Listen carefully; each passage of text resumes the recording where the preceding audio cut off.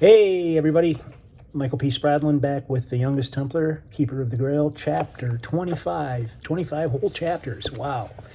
I'm going to go ahead and get right into it and hope that everybody is safe and well and that we are all being kind and watching out for each other.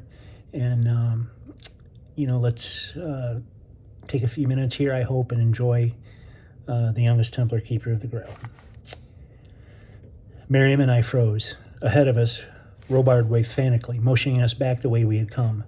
With no clouds and the light of the half moon, we could see well enough to pick our way back through the trees on the trail we'd just traveled. The sound of hoofbeats grew louder, but it was impossible to tell who might be about to ride down on us. It could be Saracens or Crusaders. We needed to make ourselves invisible. Robard scurried back to us. "This way! Hurry!" he whispered. We followed Robard a few paces toward a small thicket. The bushes were dense and close to the ground. It would provide good cover. We wormed our way down through them until we lay on the ground, facing the clearing we just left. Before long, a group of horsemen rode into view. Saracens. I felt my heart rise to my throat. It appeared to be a single detail of 10 men. They reined to a stop, and the leader of the group began talking to his second-in-command. We lay still, not 20 yards from where the men sat astride their horses. Miriam lay between Robard and me, studying the men intensely. Robard had managed to draw an arrow and knock it in his bow, which was on the ground in front of him. He was ready to rise and shoot in an instant.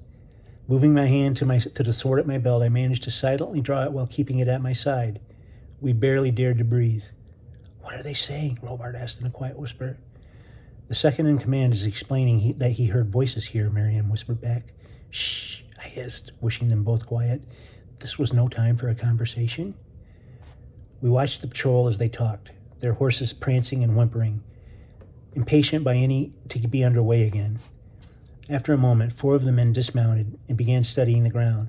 They each walked outward from the group in a different direction. I held my breath. If they discovered our tracks, they could follow them right to where we were concealed in the thicket.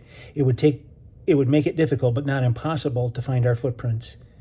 The men took their time, moving faster outward from the main patrol, which stayed mounted in the clearing. I turned my head face down into the ground so the moonlight would not reflect off my face, but still tried to keep an eye on the patrol. The 4 dismounted men were examining the bushes. To my dismay, one of them headed straight for us. He walked slowly, looking carefully at the ground, his hand on the scimitar hanging at his belt. His eyes swept back and forth through the underbrush, and with each step he grew closer and closer to our position in the thicket. Robard and Miriam were completely silent. The sound of my blood thundered in my ears. In a few more seconds, the Saracen would be upon us. I squeezed the hilt of my sword, certain that he must be able to hear my heart beating. Slowly, agonizingly, he walked toward us. Then, when he was so close I could reach out and grab his ankle, I heard a low humming sound. The same sound that had awakened me as Miriam and the assassins attacked us in the rocks. It was coming ever so softly from the satchel, which now lay on the ground beside me. I felt sickness rising in my stomach. Surely the Saracens would hear it and discover us. Robard and Miriam were still and soundless next to me. Out of the corner of my eye, I saw Miriam, and if she heard the sound, she did not acknowledge it. The Saracen drew closer. He was standing less than a foot away from me. In our dark clothing and what little moonlight there was, we blended in well with the ground cover. I tensed, expecting to feel the thrust of a scimitar at any moment. He stood still. From the angle now, I could see his face. I couldn't see his face, only his feet. Surely he must be looking directly at us. Yet he remained motionless as the seconds crept by. At a sharp order in Arabic from his leader, the Saracen turned on his heel, returning to the clearing. After a few more minutes of talk, the men remounted and rode off. I let out a breath and felt like I might faint. We waited for several minutes, making sure they didn't return. When enough time had passed and the night sounds of the forest began again, we crawled our way out of the thicket. Robard returned the arrow to his wallet, and I sheathed my sword. I waited there a moment, bent at the waist with my hands on my knees, trying to relax myself. I had no idea how the Saracen had not discovered us. "Did you hear that?" I asked, referring to the humming noise coming from the satchel. "Hear what?" Robard asked. The noise. It sounded like—" "Never mind," I said. This was the second time I'd heard the noise, both times when I was in physical danger. But I had no wish to explain it. I couldn't reveal how I had come to possess this thing I carried. I had lost my desire for that, at least for now. Robard was busy scanning the woods, apparently forgetting all about my question. For the time being, I let the matter drop. "We must get moving," said Miriam, an intense expression on her face. She trotted off, heading north toward the coast. We followed quickly after her without speaking. Before long, the woods began to thin, and I smelled salt air. The terrain grew rockier, slowing our pace somewhat. Finally, we crested a rise, and below us lay the sea. The half moon was now barely visible over the horizon, and its light gave a light blue shimmer to the surface of the water. It was beautiful, and I had not been so worried at the Saracen patrols all around us, I might have taken time to enjoy it. We had been running for a while, but Miriam did not even stop to take in the sight of the glimmering water below us. She immediately turned east and continued racing along the ridge. Finally, Robard called out that we needed to stop for a moment. We halted near a rocky outcropping and leaned against the boulders, breathing fast.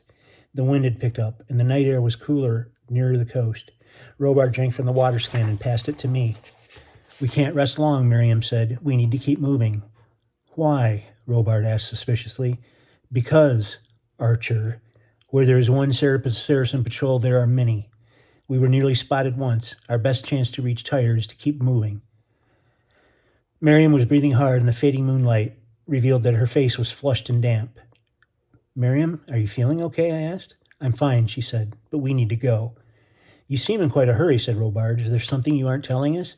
"Robard," I said. This time, though, Miriam didn't answer, but merely handed me the water skin and took off running again along the ridge. Robard and I trotted after her. "Something is wrong. She heard these men say something. She's not telling us everything." "We don't know that, Robard." "She may just be trying to get us to Tyre as quickly as possible," I said. "Yes. Remind me of that again when we were hanging in chains from the wall of Saladin's prison," he asked. "Robard, do you see a conspiracy behind every tree? Is the entire world aligned against you?" I asked. "Not the entire world," Robard answered. We caught up to Miriam before long and continued running in silence. The moon set and the sky lightened to the east. It would be daybreak soon. "I think we should stop," I said. "Without the cover of darkness, we are too exposed. We should find a place to camp for the day, and continue tonight." "We don't have time to stop," Miriam said. "We must keep going." Her statement brought Robard and me to a stop. Miriam continued running. "Wait," I hissed. She stopped and turned. "Why? Why can't we stop?" I asked. "I think you owe us an explanation." Miriam paused. She looked at the ground for a moment, then at me. "Tristan, did I not make you a promise that I would see you safely to Tyre?" she said. "Yes, I will keep that promise, but we must keep moving," she said. "Why is that? What did you hear those men say?" Robard asked. Robard paused for a moment, glancing back and forth at us. She sighed. "You're right, Archer. I did hear something. They were arguing about whether to continue to look for us or to rejoin their forces," she said. "So?" Robard said. "The commander said they needed to return to the main camp before the attack begins," she said. "What attack? That could mean anything. There's plenty of fighting going on to the south and west," Robard said. But I knew what attack the commander was referring to. "They're going to attack Tyre," I said. Miriam was quiet and looked at me. "What? You don't know that," he said. The look on Miriam's face told me I was right. "There is not just one regiment nearby," she said. "There are more than 30, with more arriving. They'll begin moving units toward Tyre in the morning." It was just as I feared. Saladin was moving quickly toward Tyre. "How do we know she's telling the truth?" Robert said. "Stop a minute, Tristan. Perhaps she wants us to think that Tyre will be attacked while the real attack happens elsewhere." "We can't take a chance on whether it's true or not. Knights in Acre discussed this many times. If the Saladin takes Tyre, the main road to Jerusalem in the interior is lost. King Richard will be forced to move even further east and will not be able to resupply his forces on the plains." Miriam is right. "We can't wait. We must get to Tyre and find the Templar commandery. We must warn them," I answered. "Have you even considered that she could be part of this?" Miriam laughed. "Let me see if I understand you, Archer. By your way of thinking, I'm a spy, privy to all of Saladin's plans. To make his elaborate scheme work, I and my Hashashin brothers leave our encampment and find you in the woods. During the attack, I managed to get myself severely wounded, knowing in advance that my intended victims will nurse me back to health. When I'm well enough, I promise to repay my debt to you and see you safely through Saracen lines to Tyre, but in reality it is all a ruse to provide false information to the Christian commanders in the city and then deliver you as prisoners to the Saladin himself. Does that about sum it up?" She looked at Robard and her obsidian eyes blazed, glinting in the moonlight. Robard's face clouded and he moved until his face was just inches from hers. She did not flinch. "Excuse me for assaulting your tender sensibilities, but we only just met you. You tried to kill us, and I shot you," he reminded her. "You could be setting us up." Miriam's anger flashed across her face. "It was a lucky shot," she said. "It was not a lucky shot," he shouted. I cut in. "Robard, it doesn't matter anymore. There are Saracens within a few days' ride of Tyre. If we wish to make our way home, we must get there quickly and find a ship before we are trapped." "I still think she's lying about something," he said. "She isn't," I said. "Let's go." Miriam looked at me in gratitude. I understood what she had done. She had promised to get us safely to Tyre. With the city under siege, she knew we'd not be able to get home. She had shown me that her oath meant something to her. As we ran, I thought about how just a short while ago we were cowering in a thicket a few feet away from a detachment of Saracens. Lying there exposed, outnumbered, with nowhere to run if we were discovered, she could have easily betrayed us, but she had kept her word. At least for now. And that's the end of chapter 25, and we'll see you back here tomorrow. Everybody take care.